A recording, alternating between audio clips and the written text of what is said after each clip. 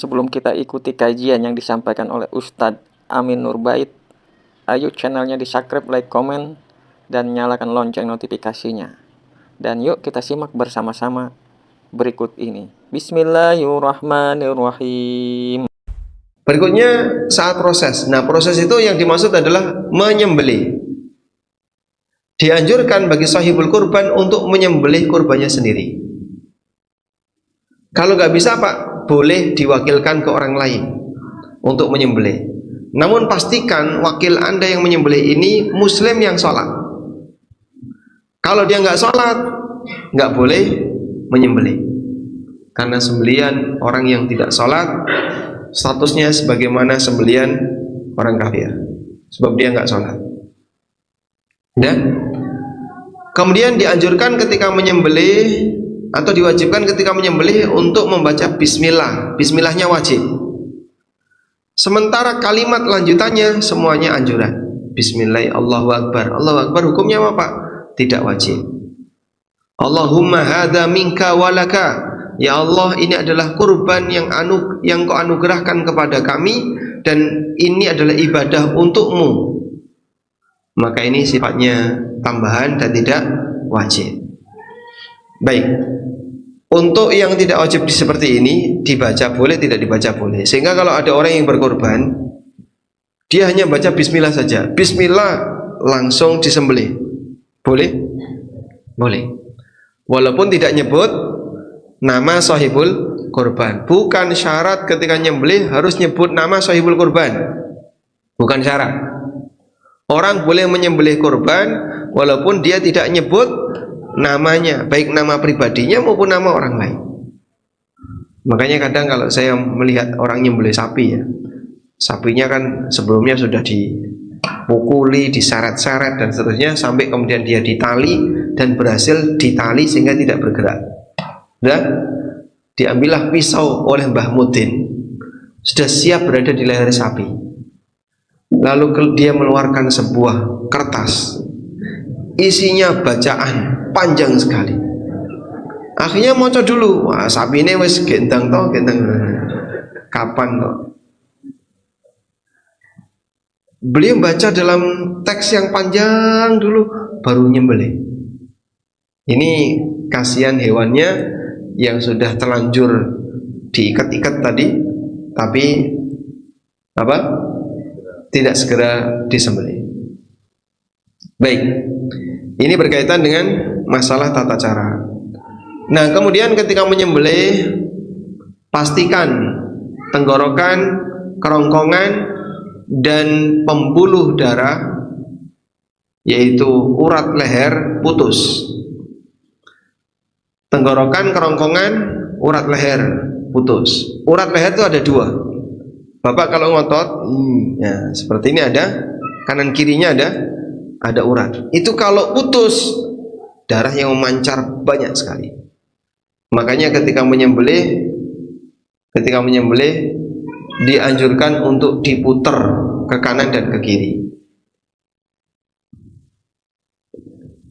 Ya, saat menyembelih gini ya, dianjurkan untuk diputar. Bagi yang sudah terbiasa menyembelih, hal itu ya wajar. Pada saat gerakannya satu dari arah atas, berikutnya maju, terus tarik mundur dalam posisi pisau tidak lepas. Dalam posisi pisau tidak lepas ya, meskipun ya, bagaimana kalau misalnya pisaunya lepas, nanti akan ada penjelasan tambahan ya. Kemudian kalau salah satu urat lehernya yang putus, Pak, yang satunya tidak putus, insya Allah sah.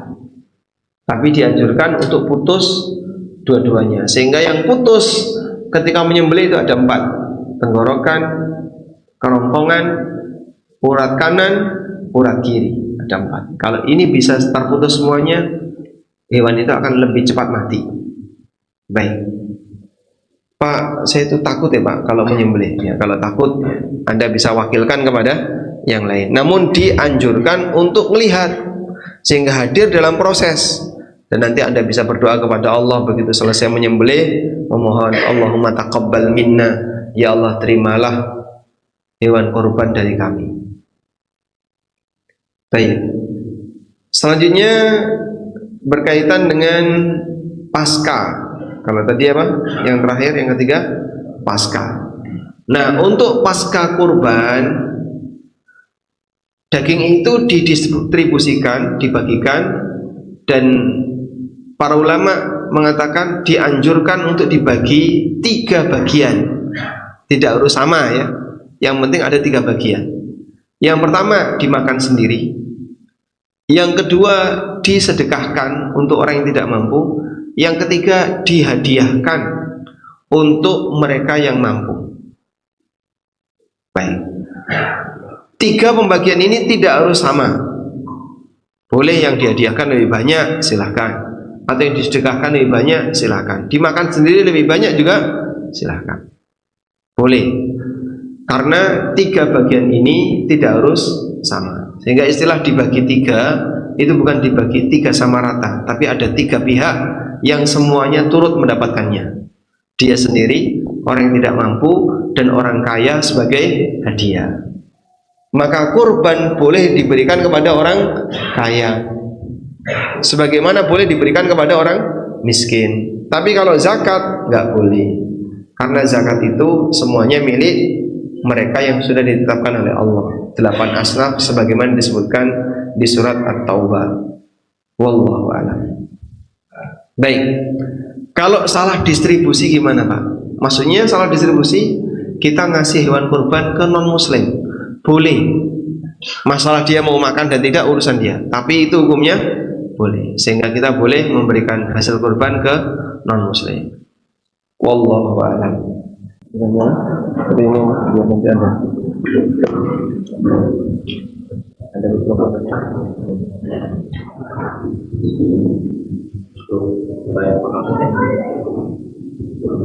Mohon izin bertanya, apabila seorang pasangan melakukan korban bila mana mendapatkan uang nominal tertentu, bagaimana hukumnya memakan daging hewan yang bagi orang yang bernadar? Baik. Pertanyaan yang pertama, jika ada orang yang bernadar, apabila mampu dia akan berkorban, bagaimana hukumnya? Nadar seperti ini minimal nadar makruh.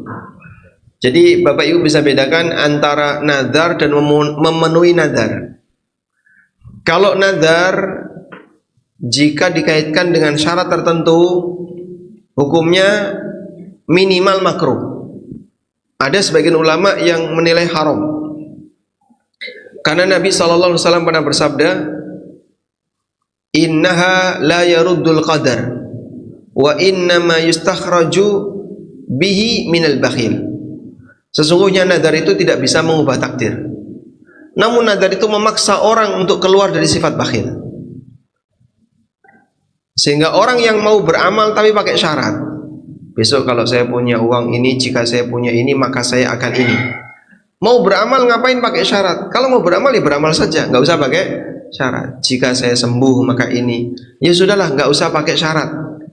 Mau sedekah, iya Bapak sedekah saja, tidak perlu pakai syarat seperti itu. Maka disebut oleh Nabi SAW, nadar itu memaksa orang untuk keluar dari sifat bakhil, karena dia ketika nadar dia pakai syarat. Mau beramal tapi pakai syarat. Baik. Namun kalau sudah terlanjur dinadarkan, wajib ditunaikan, tidak boleh ditinggalkan. Nabi SAW bersabda, man nadhara ayyuti Allah falyuti'hu. Barang siapa yang bernadar untuk mentaati Allah, maka laksanakan isi nadarnya. Selanjutnya, boleh enggak orang yang nadar kurban itu makan hewan kurbannya? Sebagian ulama Syafi'iyah mengatakan dilarang, dengan alasan kalau sudah dinadarkan berarti sudah dilepas dari kepemilikan 100%, maka dia tidak boleh menikmati sebagian, sehingga dia tidak boleh menikmati hasil kurban dari nadarnya. Tapi kalau kurban bukan nadar, dia dianjurkan untuk menikmati. Wallahu a'lam. Assalamualaikum Ustaz. Waalaikumsalam warahmatullahi wabarakatuh. Ustaz, bagaimana jika niat hati ingin berkorban, tapi anak-anaknya ada biaya datang pulang sekolah, mana yang harus didahulukan, dan bagaimana tolak ukur seorang dikatakan mampu? Biaya biaya daftar ulang sekolah. Daftar ulang sekolah. Baik. Dan bagaimana kriteria dikatakan orang yang mampu? Nah, kira-kira kalau tabungan Anda tadi ya dipakai untuk daftar ulang anak sekolah, dipakai untuk ini, dipakai untuk ini dan seterusnya, masih sisa, anggaplah tadi 1,6 sudah bisa dapat domba betina 6 bulan atau ada genepi jadi 8 bulan misalnya. Dengan harga sekitar 1,6 juta. Tabungan Anda 3 juta, sisa 3 juta. Baik, saya keluarkan 1,6, kira-kira ganggu nggak dengan nafkah keluarga?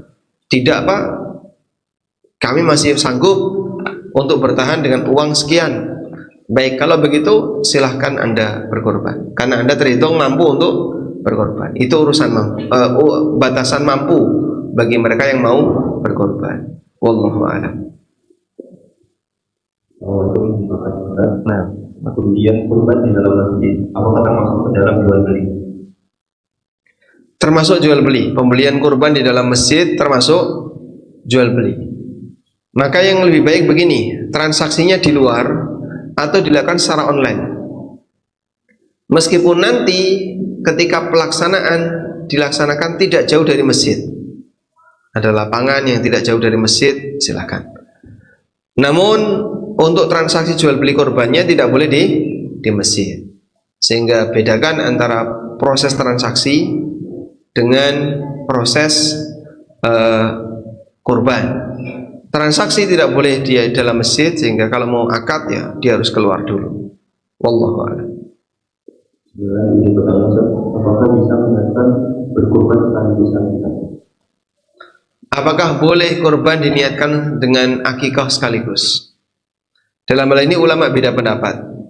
Meskipun sebagian ulama menilai boleh kurban dengan akikah digabungkan. Boleh antar kurban dengan akikah digabungkan. Dan penjelasan yang disebutkan dalam fatwa Syabaka Islamiyah, tim fatwa memberikan rincian sebagai berikut. Kalau akikah Anda dilakukan jauh sebelum kurban, maka segera lakukan. Misalnya ya, anak terlahir di awal Dzulqa'dah, terlahir di awal Dzulqa'dah. Karena terlahir di awal Dzulqa'dah, akikahnya nunggu Dzulhijjah, berarti berapa hari itu? Sebulan, kurang lebih sebulan. Pak, akikah itu dianjurkan di hari ke-7.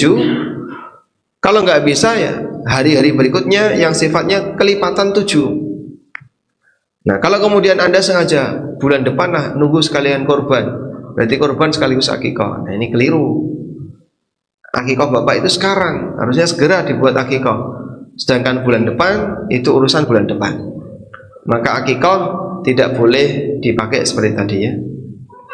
Jika memang sudah waktunya ya jangan ditunda apabila orangnya mampu. Tapi kalau bertepatan dengan kurban, misalnya anak lahir tanggal 2 Dzulhijjah atau 3 Dzulhijjah, pas tanggal 10 Dzulhijjah itu bertepatan dengan usia 1 pekan dari bayi ini, maka dia nyembelih akikah sekaligus kurban. Boleh digabung niatnya. Wallahu a'lam. Sahabat kajian Jalan Menuju Surga yang berbahagia, demikian kajian ini saya sajikan. Semoga bermanfaat, menambah literasi cakrawala berpikir kita untuk tetap berada di jalan yang lurus dalam naungan rahmat dan petunjuknya, juga dalam ridhonya Allah Subhanahu wa Ta'ala, menuju surganya kelak pada hari kiamat nanti. Atas segala perhatian dan dukungannya saya ucapkan terima kasih, dan saya sudahi perjumpaan kajian ini dengan mengucapkan wassalamualaikum warahmatullahi wabarakatuh.